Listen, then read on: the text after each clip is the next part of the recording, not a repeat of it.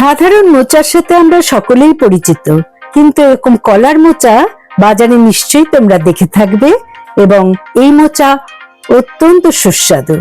তা কিভাবে বানালাম? আমি রুবি রিজিতার রান্নাবাড়ি থেকে আপনাদের সকলকে স্বাগত জানিয়ে আজকের রেসিপি কলা মোচার ডালমা রান্না করে দেখাবো। আমি বাজার থেকে 400 গ্রাম কলা মোচা কিনে এনেছি। আপনারা নিশ্চয়ই দেখে থাকবেন কলা হওয়ার আগ মুহূর্তে কিন্তু মোচাটা এরকম হয় এবং এর রান্নার টেস্ট অসাধারণ হয়। আজকে আমি সেটাই আপনাদের দেখিয়ে দিচ্ছি। প্রথমে আমি মোচার এই সামনের এই অংশগুলো, শক্ত ডাটিগুলো ফেলে দেব এবং এই পাতলা একটা যে পাখনার মতো অংশ সেটাও ফেলে দেব। তা এই রেসিপিটা দুই রকম ভাবে হয়, একটা নিরামিষ ভাবে হয় এবং একটা চিংড়ি মাছ দিয়ে হয়। তা আমি আজকে নিরামিষ ভাবেই এটা রান্না করছি।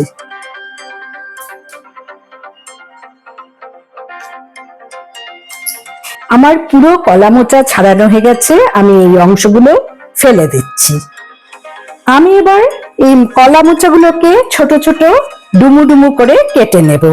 তা এই কলা মোচা নিরামিষ ভাবেও আবার দু রকমের হয়, একটা পেঁয়াজ রসুন দিয়ে হয় আর একটা পেঁয়াজ রসুন ছাড়া হয়। তা আমি আজকে পেঁয়াজ রসুন দিয়ে এটা বানাবো। এটা কেটে নেওয়া খুবই সহজ, এভাবে শুধু পিস করে নিতে হবে। পিসগুলো এরকম হবে, খেতে অনেকটা ইঁচড়ের মতো লাগে।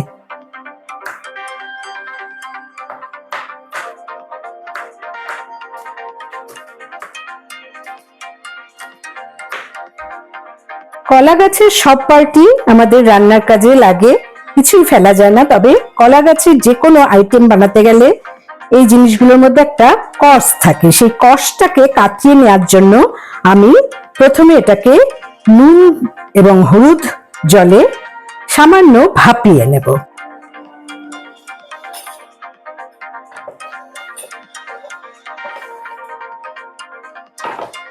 দিলাম স্বাদ মতো লবণ, হাফ টিস্পুন হলুদ গুঁড়ো,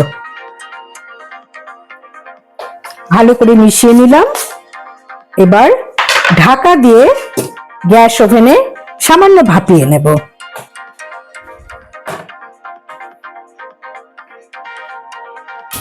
এটাকে এবার একবার ফুটে উঠলেই অফ করে দেব। ইনগ্রেডিয়েন্টস এর মধ্যে রয়েছে এখানে দুটো মাঝারি সাইজ আলু, দুটো মাঝারি সাইজ পেঁয়াজ, এখান থেকে 7-8 কোয়া রসুন নিয়ে নেব, একটা মাঝারি সাইজ টমেটো, 1 ইঞ্চির মতো আদা, 4-5টা কাঁচা লঙ্কা। সবকিছুর খোসা ছাড়িয়ে আমি ধুয়ে নিলাম। তা এখন আলুগুলোকে কেটে নেব।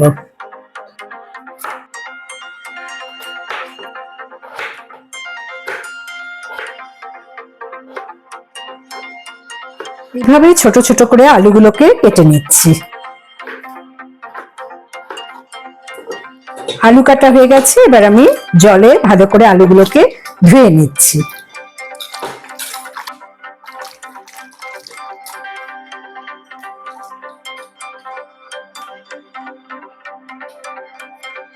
আলু ধোয়া হয়ে গেল, এবার আমি পেঁয়াজগুলোকে কেটে নিচ্ছি বাটবো বলে। আমি একটা মিক্সিং বলে পেঁয়াজগুলো নিয়ে নিলাম, সাথে 7-8টা রসুনের কোয়া এবং 1 ইঞ্চি আদা স্লাইস করে এর মধ্যে নিয়ে নিলাম। দুটো কাঁচা লঙ্কা নিয়ে নিলাম। আমার পেস্ট বানানো হয়ে গেছে।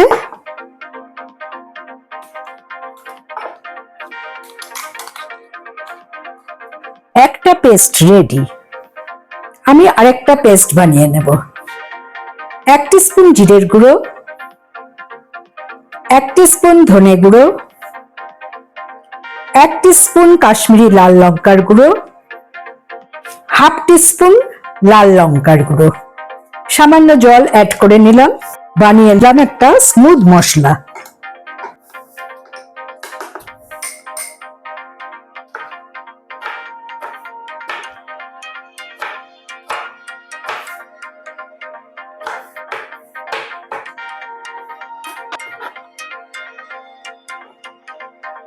টমেটোটা কুচিয়ে নিলাম।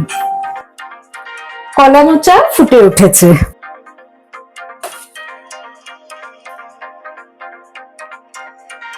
সেদ্ধ হয়ে গেছে, জল ঝরা করে নিচ্ছি। চালনিতে জল ঝরতে ঝরতে আমি রান্নার জন্য একটা কড়া বসিয়ে দিলাম। আমি সর্ষের তেলে রান্না করব। দিয়ে দিলাম এখানে 3 টেবিল স্পুন সর্ষের তেল। তেল গরম হয়ে গেছে, দিলাম 2 শুকনো লঙ্কা, হাফ টিস্পুন গোটা জিরে, 4টে ফাটানো এলাচ, 1 ইঞ্চি দারচিনি, 2 তেজপাতা। সুন্দর একটা গন্ধ বেরোচ্ছে। আমি এতে অ্যাড করে দেব কেটে রাখা আলু।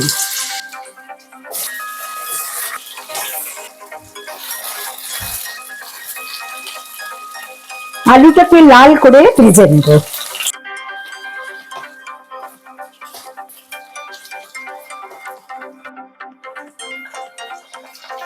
সেদ্ধ করে রাখা কলা মোচা এখানে অ্যাড করে দিলাম এবং আলুর সাথে আরেকটু ভালো করে ভেজে নেব।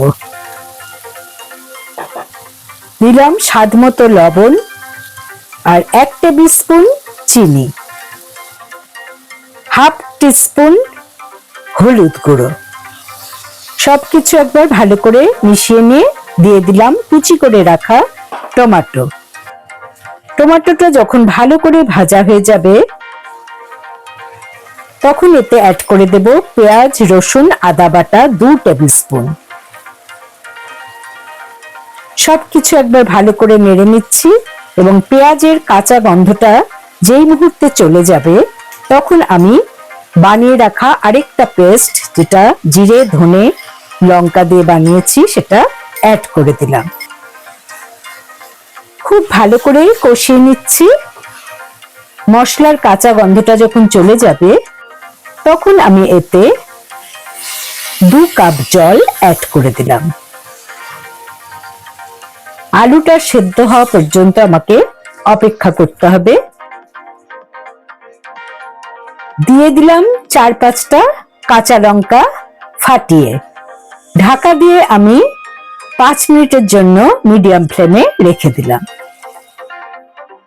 এবার দিয়ে দিচ্ছি হাফ টিস্পুন গরম মশলার গুঁড়ো। এখানে আপনারা ঘি অ্যাড করতেই পারেন। আমার রান্না কমপ্লিট। দেখুন কত সুন্দর দেখতে হয়েছে এবং খেতেও অসাধারণ লাগে। চিংড়ি মাছ দিয়েও যেমন ভালো লাগে তেমনি এরকম নিরামিষ পেঁয়াজ রসুন দিয়েও এত ভালো হয় যে মাংস হাড় মেনে যায়। তা আপনারা সহজে বানিয়ে নিন গরম ভাতের সাথে বা পরোটা রুটি দিয়ে। মোচা ঘন্ট বা মোচার নানান রকম রেসিপি অনেকেই আমরা বানিয়ে থাকি, কিন্তু এই রেসিপিটা অনেকেই কিন্তু জানে না। তা বলছি এরকম ভাবে কলা মোচা বাজারে খুঁজে দেখুন এবং তাড়াতাড়ি রান্না করে নিন। আশা করি আপনাদের কলা মোচার ডালনা ভালো লেগেছে। ভালো লাগলে অবশ্যই আমার চ্যানেলে লাইক করুন, কমেন্ট করুন, শেয়ার করুন। নতুন বন্ধুদের সাবস্ক্রাইব করার অনুরোধ রইল। পাশের বেল বোতামে অবশ্যই ক্লিক করতে ভুলবেন না, তাতে যখনই কোনো নতুন রান্নার রেসিপি শেয়ার করব তার নোটিফিকেশন সহজেই আপনারা পেয়ে যাবেন। ভালো থাকুন, সুস্থ থাকুন। পরের এপিসোডে আবার নতুন রান্নার রেসিপি নিয়ে হাজির হব আমি, রুবি। Thanks for watching.